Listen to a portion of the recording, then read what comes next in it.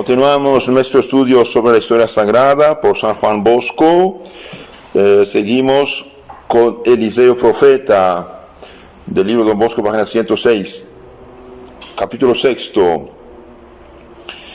Los soldados de Ben-Hadad, rey de Siria, que habían vuelto a levantarse en armas contra el rey de Israel, Jeroboam, este rey Ben-Hadad meditaba una trampa. Pero Jeroboam, avisado por el profeta Eliseo, envió al lugar gente que lo hostilizara. Indignado por esto, el rey de Siria, Ben-Hadad, envió sobre la marcha un gran número de soldados para arrestar al profeta Eliseo. Muy enojado, dijo: hasta en mi palacio hay espías, ¿qué está pasando? Alguien dijo: no hay nadie aquí de espías, es Eliseo, profeta, que sabe todo lo que pasa y de sus planes. Entonces él mandó muchos soldados para capturar al profeta. El profeta Eliseo rogó a Dios que lo defendiera. Llegaron los soldados y Dios cegó a todos esos soldados, hicieron ciegos. ¿A quién buscan? Buscamos a Eliseo. Venga, se dice, conmigo. Salió a ellos entonces Eliseo y los siguió a la ciudad de Samaria, capital del reino de Israel. Pero ellos no siguen. Al llegar ahí, rogó a Dios que les abriera los ojos. Es imposible expresar cuál fue la admiración y espanto que los sobrecogió al conocer que se hallaban rodeados de sus enemigos. De todos esos policías, digamos, y soldados arameos de Siria, están prisioneros en la ciudad, el capital de su enemigo. Cuando se abren los ojos, se dan cuenta que están rodeados por el ejército enemigo. Eliseo, ahora el rey de Israel, dice: Padre, ¿los matamos? Dijo: no, usted no los capturó con tu espada, tu arco, porque tienes que matarlos. Si yo los traje. Entonces Eliseo prohibió, por otra parte, que se le hiciera daño alguno. Antes bien les hizo dar alimentos y bebida, y libres los mandó a su campamento. No, Dios así es, Dios es bueno, es misericordioso. Vemos aquí que Dios sí protege a su profeta, y como era verdadero profeta, defiende también el país. Ben-Hadad, el rey de Siria, no quiso reconocer el poder divino en lo que había acontecido a sus soldados, y obstinado fue a poner sitio a la ciudad de Samaria, la capital de Israel, reino del norte. En corto tiempo los habitantes se vieron reducidos a tales extremos que la cabeza de un asno llegó a valer 80 monedas de plata, mucho dinero. Y la gente, muriendo de hambre, llegó a los extremos. Entonces 2 madres se llegaron a echar suertes para dar muerte y comer uno tras otro sus propios hijos, para acabar con el hambre. O sea, estas mujeres comieron carne humana de su propio hijo, ya mueren de hambre. En medio de esta terrible carestía, escasez, Eliseo predijo una tarde que al otro día habría abundancia de víveres. Eso no podría verificarse, dijo un capitán del rey, ni aunque Dios hiciera llover trigo del cielo. Eliseo le contestó que él lo vería con sus propios ojos, pero que no lo podría gustar. A la mañana se halló el campo enemigo cubierto de víveres y de riquezas, y sin un solo soldado. Es que Dios durante la noche había dejado oír un grande estrépito de armas que asustó y ahuyentó al enemigo. Entonces ahí el enemigo fue asustado pensando que había un gran ejército de Israel contra él. Entonces dejó el campamento, fue corriendo y dejó su campamento lleno de víveres y de riquezas. El pueblo corrió pues presto en busca de alimentos para satisfacer el hambre. Los había ahí en tanta abundancia que cada uno pudo hacerse con lo que deseaba. Solamente el capitán incrédulo no les pudo gozar porque fue ahogado por la multitud que se apresuraba a salir, mientras se hallaba de guardia en la puerta de la ciudad. Otra profecía realizada. Finalmente, Eliseo va a cumplir su grande misión de heredero de Elías profeta. Habiéndose enfermado, Eliseo fue a visitarlo el rey Joás, rey de Israel, y al verlo se deshizo en llanto, exclamó: Padre mío, tú eres el carro de Israel, el que lo diriges. Eliseo, para consolarlo, le prometió que vencería 3 veces con mucha ventaja al rey de Siria, lo cual se cumplió y trajo la paz universal en Israel. Eliseo murió plácidamente, muerte del justo, y fue enterrado en el campo, en una cueva cavada de intento. El año de su muerte, mientras algunos hombres llevaban a enterrar un cadáver, al ver unos ladrones que los atacaban, de miedo echaron el muerto en el sepulcro de Eliseo.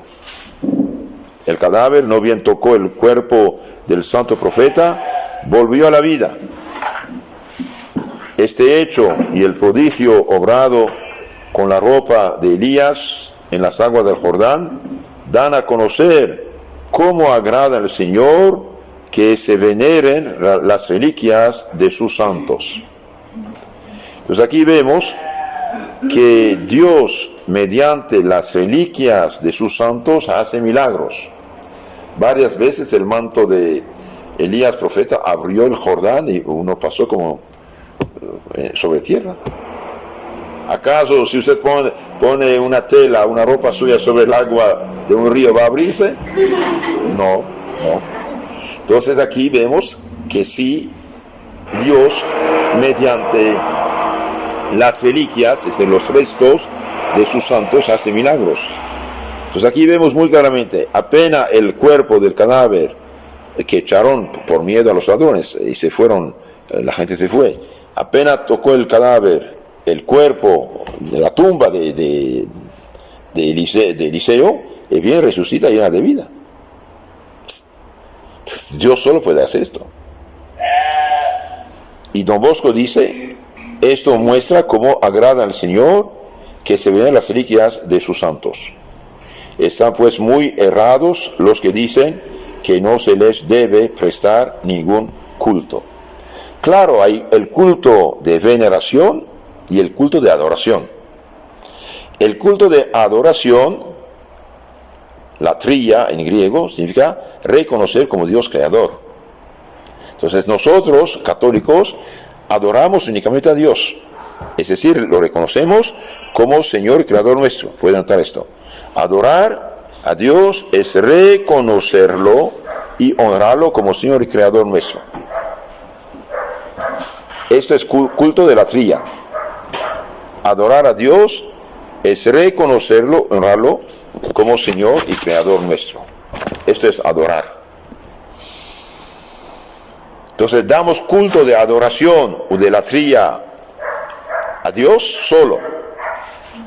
Y damos culto de veneración a los santos, a sus reliquias. Ese es de grande respeto. Por ejemplo, si yo tengo la foto de mi madre y padre difuntos, yo sé que es papel, pero esta imagen me hace pensar en ellos y yo los amo. Una madre, por ejemplo, da un besito a su hijo difunto, no es que ves el papel, su cariño va hacia su hijo. Entonces hay dos cultos: culto de adoración que se da a Dios solo, y culto de veneración, que se da únicamente a los santos, pero no es de adoración. Entonces, adorar es reconocer a Dios como Señor y Creador. Por ejemplo, San Pablo, pueden notar esto también, San Pablo a los Gálatas 6:14, dice: jamás me gloriaré a no ser en la cruz de nuestro Jesucristo. Jamás me gloriaré a no ser en la cruz de nuestro Señor Jesucristo. Un día di este catecismo con la imagen de la Santa Cruz de la Virgen a un muchacho protestante. Me dijo: sí lo acepto con la condición de quitar las imágenes. Entonces dije: ¿pero en qué te molesta la cruz de Cristo? Dice: a mí no me molesta el de arriba. Entonces tomé el catecismo y busqué la cita donde dice, en la lección 2, San Pablo dice: cuanto a mí, jamás me gloriaré a no ser en la cruz de nuestro Jesucristo. Con otras palabras, dice: solamente yo tengo respeto, amor, me glorío, estoy orgulloso de la cruz de Cristo. Lo leí una vez, dije: léalo otra vez. Jamás me gloriaré a no ser en la cruz de Jesucristo. Y dije: mira, aquí la Biblia dice que se enorgullece de San Pablo de tener la cruz de Cristo. Usted tiene vergüenza. ¿A quién debo hacer confianza? ¿A ti o a San Pablo? A San Pablo. Entonces tomó el catecismo sin decir nada, y se fue con las imágenes del catecismo. Entonces, pobre gente. Entonces, nosotros veneramos, sí, la cruz de Cristo, veneramos los santos. Gálatas 6:14, esto dice: jamás me gloriaré a no ser en la cruz de nuestro Jesucristo. Los católicos, dije, adoramos únicamente a Dios. Veneramos, respetamos a los santos, sus hijos, que fueron los verdaderos evangélicos. Son ellos los verdaderos evangélicos, cumpliendo perfectamente la voluntad de Dios. Cuando en el Éxodo 21:4 dice: no harás imágenes, habla de los dioses paganos, no habla de los santos cristianos. Dice: no, yo soy Yahvé tu Dios, no tendrás dioses ajenos ante mí, no harás imagen de qué, de dioses ajenos. Entonces, cuando dice no harás imágenes, no habla de los santos ahí. Si un protestante piensa que los santos, está muy equivocado, o más bien lo engañaron. Curiosamente, la mayoría de los hermanos separados, esperados que regresen a la iglesia madre con quienes hablo, les pregunto: ¿qué dijeron hacer las imágenes? Digo: ninguna imagen. Y cuando digo: tome el Éxodo 25:18, harás 2 ángeles querubines, ¿esto lo sabías? Me dicen: no, esto nunca me dijeron. Entonces hay una actitud que no es honesta con las almas. Nosotros los católicos tenemos muchos argumentos muy fuertes contra las sectas protestantes, porque son iglesias falsas, ilegítimas, que San Pablo condena. Gálatas 1:8. Si alguien anuncia otro evangelio, maldito sea, anatema sea. Ellos nos acusan con cosas inventadas, mal aplicadas, no tiene nada que ver. Vemos en la Biblia que sí, Dios resucita a un muerto tocando los huesos de Eliseo. De que lo echan sobre otra tumba, vamos a ver si resucita.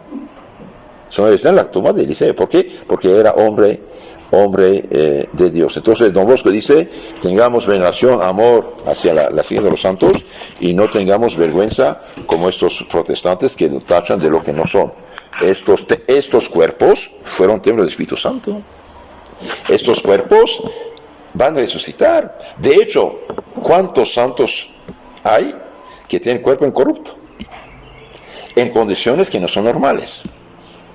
Que un cuerpo puede ser en tierra salada, mucha sal, se conserva, es otra cosa, como la carne se conserva, pero en condiciones absolutamente para nada normales se conserva un cuerpo intacto de un santo. Esto muestra de que Dios no permite que se corrompa este cuerpo que fue templo, morada del Espíritu Santo, y que va a resucitar glorioso. ¿Cuántas veces, por ejemplo, una imagen santa bendecida tocando a un enfermo lo sanó?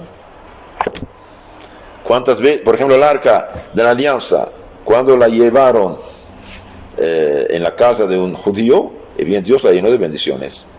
Y cuando David vio eso, dijo: ahora me la llevo. ¿Sí?